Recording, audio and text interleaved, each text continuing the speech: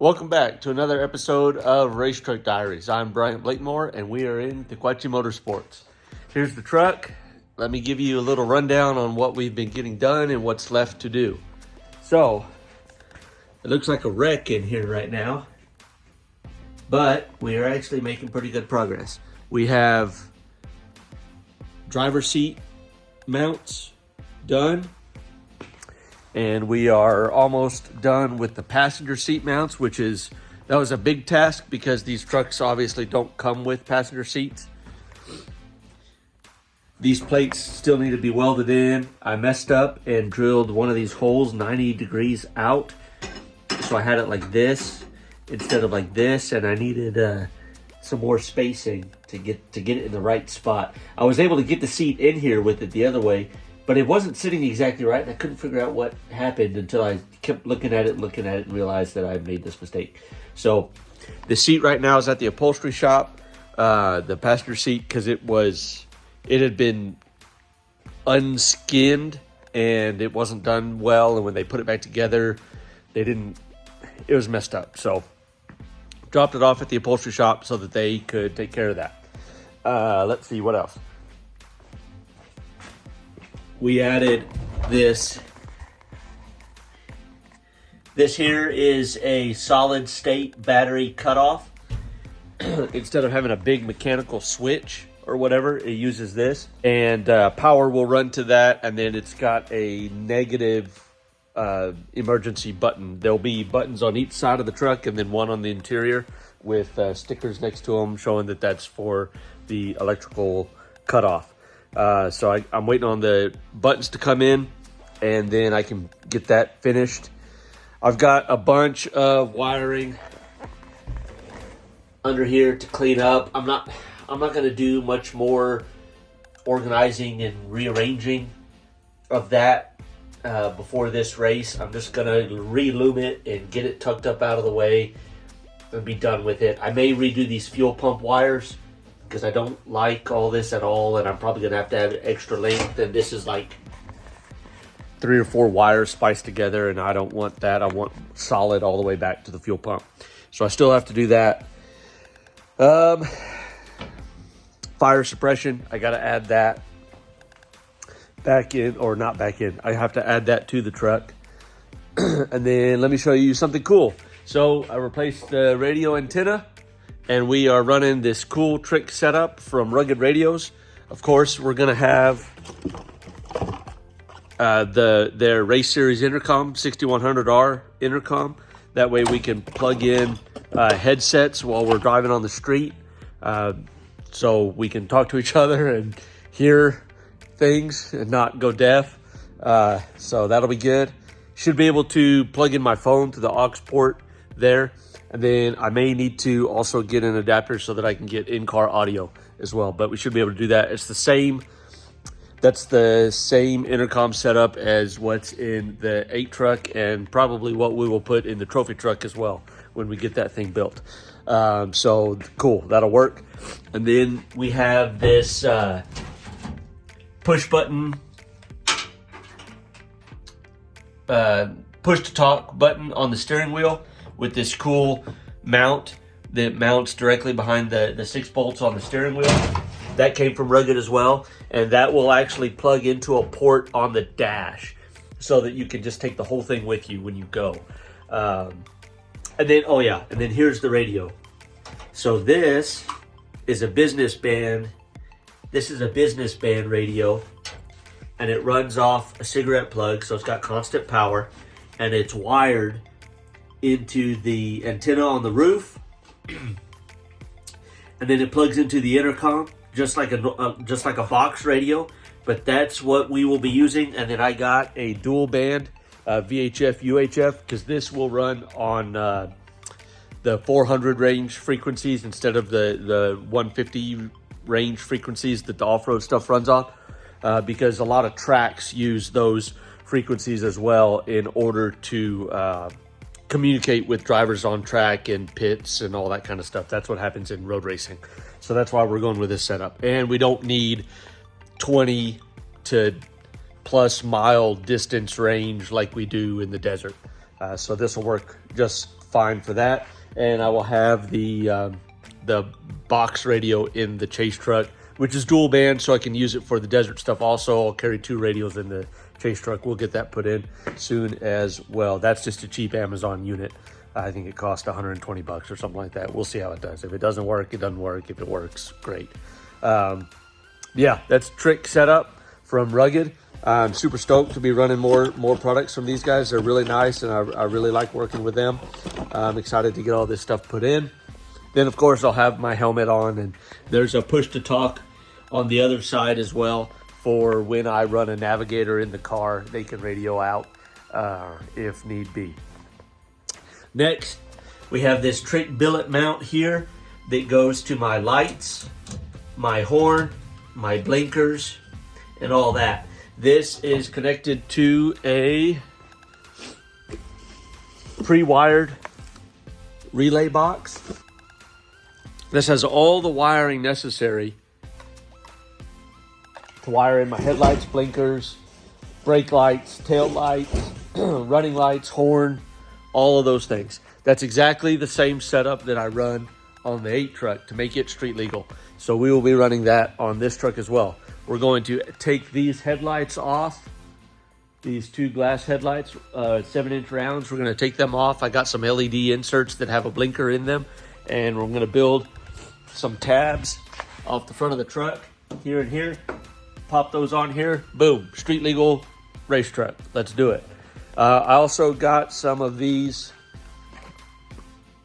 button lights, these 3/4 button lights, which are a running light and a turn signal light as well, so that I'll have side turn signals as well. I'll probably pop one in here and one in the back as well. And then I've got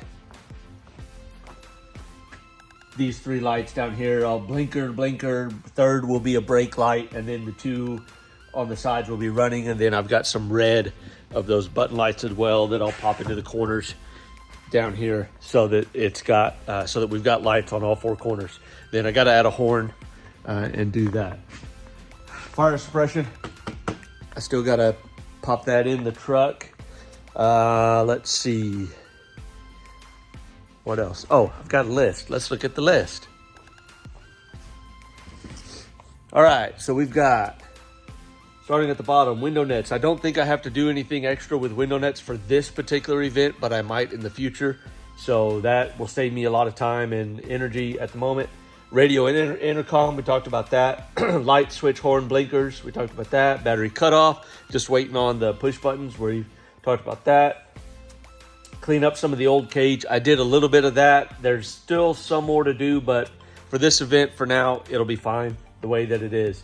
Mount seats, we're almost done with that. Thank goodness. That was the most fabrication that we had to do in the truck to get all that done. Secure the wiring, we can get that knocked out pretty soon. Fire suppression, I gotta make a little mount for the fuel filter in the back. That's easy, piece of plate, no big deal. And then I gotta wire up the pump and the fuel level gauge. That'll plug into the back of the Holly dash, as well as a GPS, a USB port GPS that'll plug into the Holly dash as well, so that I know how fast I am going. Yeah, other than that, she's cherry. Now it's coming along. Everything's moving. I was a little slow over the weekend. I really didn't get a whole lot done. It's tough working on this stuff by yourself. Sometimes it's hard to find the motivation. And I didn't have a lot of it over the weekend. I was starting my days pretty late in the day and working real late at night until 1 o'clock in the morning, and then doing it all again the next day. Plus we had pretty heavy snow on Saturday, snow for this area and this time of the year. We had snow on Saturday. That kind of put a damper on temperature wise in the shop and all that, but it is what it is. We can manage. I'm excited to get this thing back running again. It hasn't run in a while because of the fuel cell and the electronics and all that. I'm waiting on my brake calipers. They should be arriving on Wednesday. I sent them off to Chalu Performance so that they could rebuild them for me. and just give me a rundown on their condition. And they seem to be in okay condition, but they did need to be rebuilt. So those guys took care of that for me, and they're on their way back. So I'll get those slapped back on. We're looking for rotors and different pads and whatnot. I'm not sure what I'll have when I run this event, but I don't plan on pushing the truck too terribly hard. So what I have will work for now, but I will need to start finding some better replacements, especially for the event in October, which will be a hill climb in Baja. So that's where we're at with the Racetruck. It's a lot of work to get it back up to par. There's still going to be more work to do when I get it back from this event. Wiring cleanup. I'd really like to put an S-Pod in it, a little digital touch screen, or not digital. I want the one with actual buttons. That way I can control everything off of that and move it down onto the center console instead of up overhead, and run product from some of the companies that support me. That one comes from Baja Designs, which eventually I will switch the lighting over to Baja Designs as well. I just didn't have time to get to it for this event, but I'm waiting on that LP6, that DOT LP6 to come out, and then I'll run a set on the front of this and on the front of this, and that'll be sweet. And then the rear, we'll get the rear chase bar that has all the lighting that I need and everything, and this truck will be decked out. So yeah, so that's where we're at. We've got work to do. I have to go back to work tomorrow for 2 weeks, and then I have basically a week before the event, which will be a rush week to get everything else done. But I'm excited. It's going to be fun. SCCA Targa, Texas, 2025. We will be racing on 4 different racetracks across Texas and driving in between each one, like a drag and drive event, but for road course time attack type stuff. It's going to be sweet. It's going to be a lot of fun. It's going to be a test for the truck, a test for me, and we'll see how it all shakes out. I don't really know. This is all new type of racing for me. So don't forget, we have the charity. Very important. Please sign up. You will be donating the pledge is per point that we make at the event. I was told we can make around 100 points total, so we'll see how that shakes out. But your pledge will be per point that we will make during the event. That's how this type of event is scored. So I'm excited about that. I'm hoping to have lots of media as we're going through. I've got a couple people going with me on this trip, so hopefully they'll be able to keep everybody informed, and we're not super remote. We're going to be in Dallas area, Austin area, Houston area, and back to Dallas area. I'll probably set up some meet and greets and whatnot in those regions. So if people want to come out and have dinner with us or whatever, then they can do that as well. You can also come out to the track and watch the racing and all that. So I know that'd be cool. A lot of people don't get to see what we usually do, and this gives us a chance to be local. So don't forget, charity, toraracing.com/charity. That's where you can sign up for the pledge drive. And I'm looking forward to keeping everybody up to date on what we're doing and getting the rest of the stuff knocked out and taking it out on the street and, showing people what real race cars can do. So I'm excited. Appreciate y'all. We'll catch you in a little while.